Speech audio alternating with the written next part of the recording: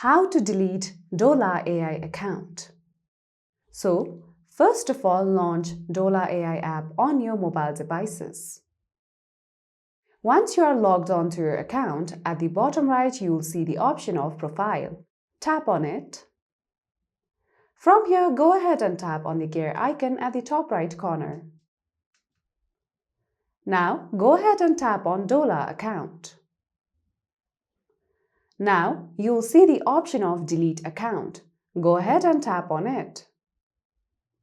Now, you can see this pop-up. So once your account is deleted, you will not be able to log in and access your previous account information.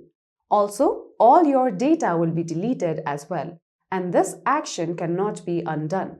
So, after this, tap on the option of Delete. Now, you would have to enter the SMS sent to your mobile number.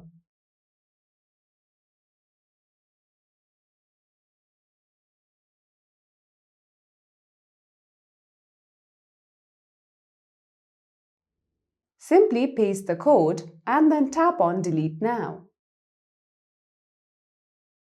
With that, you will successfully be able to delete your Dola AI account.